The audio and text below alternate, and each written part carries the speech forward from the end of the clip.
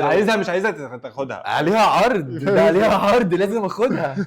ومش بس الاكل، ده كمان اللبس والهدايا والاجهزه الكهربائيه، حتى العفش البيت الجديد. جبت اوضه جديده اي حاجه والله بيوقعونا في فخ وخلاص. واحنا بنقع فيه بالظبط، يلا عادي جدا. تيك ماي ماني.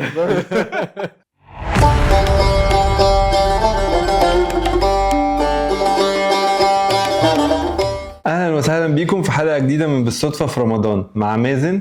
سعيد، هاي، عامل ايه يا استاذ سعيد؟ الحمد لله. انت عامل ايه؟ الحمد لله كله حلو. كل سنه وانت طيب. وانت طيب. جاهز كده؟ داخلين على العيد بارتي. يلا. رمضان والعيد الشهر اللي بتحس فيه ان الدنيا كلها في سباق. تلاقي المحلات زحمه والاعلانات في كل حته والمولات ما فيهاش مكان تحط فيها رجلك. بس يا ترى ايه السر ورا الهوجه دي؟ ليه كل حاجه بتبقى زحمه بالشكل ده؟ خلونا نفك الشفره الاقتصاديه لرمضان والعيد مع بعض. امال عجبتك الشفره الاقتصاديه دي؟ لا الشغل عالي. فاهم ازاي؟ خلينا نبدا الاول بليه المحلات بتبقى زحمه والاسعار بتبقى يعني فاهم ديسكاونتد، يعني فاهم كله بيعمل It's اوفرز. not really discounted. هما بيعلوا السعر وبعدين يحطوا السعر رخيص. Yeah, it's not. اللي يلا الموضوع بسيط. رمضان والعيد بيمثلوا اهم موسم تسوق في السنه، تمام؟ يعني عندنا هنا في مصر والبلاد العربيه مين دي زي البلاد التانية، فاهم؟ اليوروب وكريسماس بالنسبه لهم هو المهم، تمام؟ الناس بتشتري كل حاجه بزياده، هات اكتر، فاهم؟ اللي هو يلا حتى عايزها مش عايزها تاخدها. عليها عرض، ده عليها عرض لازم اخدها. ومش بس الاكل، ده كمان اللبس والهدايا والاجهزه الكهربائيه، حتى العفش البيت الجديد. جبت اوضه جديده. يس اهو، واحد من الناس اللي استغلوا العروض. الماركتينج شغال على اعلى مستوى علشان يستغل الفرصه دي. التجار بيكونوا مجهزين ماركتنج بلان ليهم من شهور قبليها، وكل براند بيكون عايز يخطف باعلان حلو، اعلان جامد او اوفر قوي، او مثلا يقول لك انستولمنتس 000 اللي هو مفيش اي حاجه. والله بيوقعونا في فخ وخلاص. واحنا بنقع فيه. بالظبط، يلا عادي جدا. تيك ماي ماني.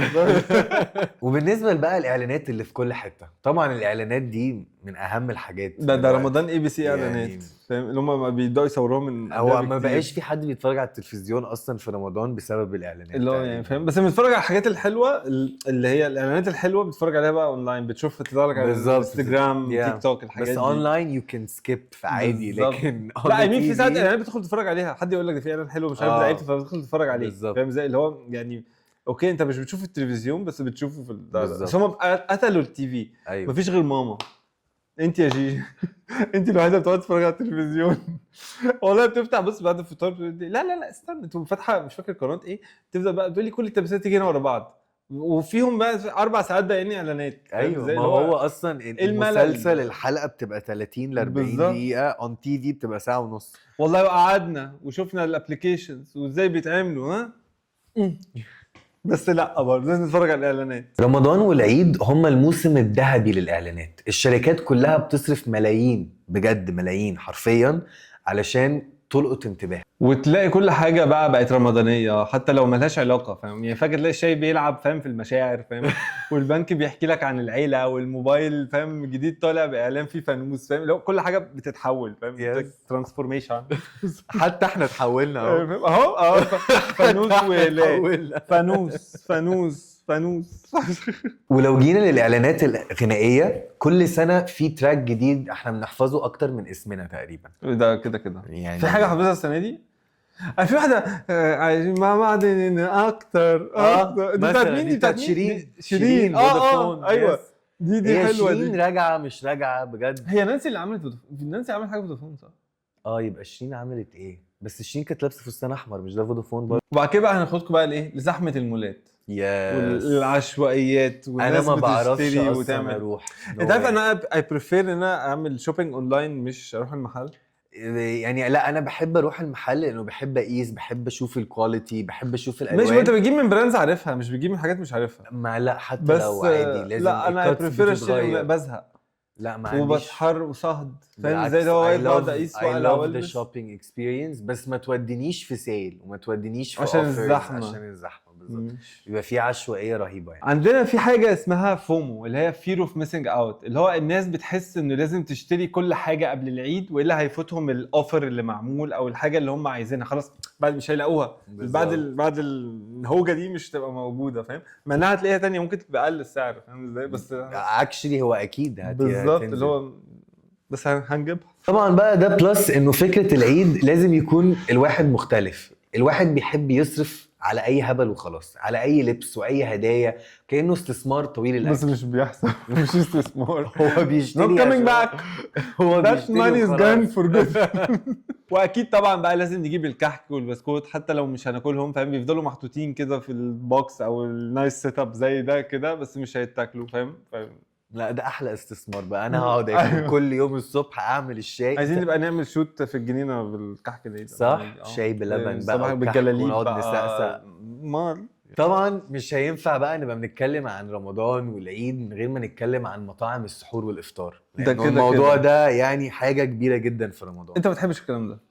يعني انا طبعا بيتوتي وبفضل اكل البيت وبحب اكل البيت وانا بحب اطبخ واكل واجرب، بس يعني كده كده لازم هو في البيت الواحد أحلى. بيتعزم فلازم يروح.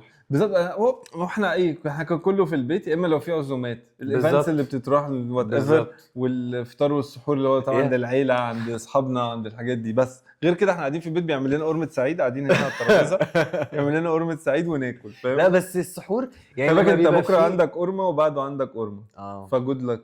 يس I'm excited. مطاعم السحور والافطار في رمضان بتكسب اكتر من اي وقت في السنه، وكل سنه بيطلع مكان جديد، وطبعا لازم يبقى ترند. زي بلاش نقول اعلانات. They didn't pay us. Yes. I'm not saying it. Sure. قرمة سعيد. وبعد العيد الموضوع بيكمل بقى بالخروجات والعزايم. يعني لو عندك مثلا ريستورانت او كافيه، فاهم الموضوع بيبقى حرفيا like جولدن ايرا، فاهم ازاي؟ لك خلاص بقى، فاهم؟ ماني هاني. العيد بالنسبه لناس كتير مش بس خروج، لا ده سفر. كان سبق بقى انت رايح فاهم مسافر تتفسح، او راجع بلدك، او رايح تزور العيله، او رايح اي حته. وايه النتيجه؟ المطارات والمحطات، محطات القطر وحتى الطرق السريعه زحمه بطريقه تخليك تفكر تاني قبل ما تحجز اي تذكره. بالظبط، اللي هو خلاص ستي هوم. انا ما بحبش اسافر في الايفنتس، يعني انا عايز اسافر في العيد وكده، بس بيبقى زحمه قوي. هستنى العيد ده. بص كانت ارخم حاجه لما كنت بقى عايش بره، تمام؟ فكانت يوجوالي عايز اجي هنا العيد. ايوه انت التيكتس برايسز تريبل. تمام. وعلى فكره انت الناس في فلسفه، الناس بتقولك احجز من بدري عشان التذاكر مش فارقه. مش فارقه لان هم الديتس عندهم بالظبط، عندهم كالندر. لا بجد، وعشان تحجز ومطار سبيشال لو مطار في بلد صغيره انت بتتنفخ. انت ممكن تقعد لك مثلا ساعتين في واقف في كيو ابن اللذينه، فاهم؟ عشان تدخل المطار. طبعا الله يبارك. لا انا بتكلم على هنا برضو مش مصر بس، انا بتكلم انت جاي من حته بتبقى زحمه، فاهم؟ طبعا المطار والكيو والدنيا. لا الموضوع ديسكاستنج جدا يا استاذ سعيد. ايوه يا استاذ مازن معلش. الزحمه في رمضان والعيد مش صدفه، لا دي بيزنس ضخم بيحرك الاقتصاد كله. بالظبط، موسم بيحرك الفلوس من كل الاتجاهات والكل بيحاول يستفيد منه. فانتوا بقى قولوا لنا ايه اكتر حاجه بتحسوا انها بتبقى زحمه بشكل مش طبيعي في العيد؟ شكرا، وكل سنه وانتم طيبين، ولحد ما نشوفكم تاني stay you stay happy and keep smiling وسبسكرايب.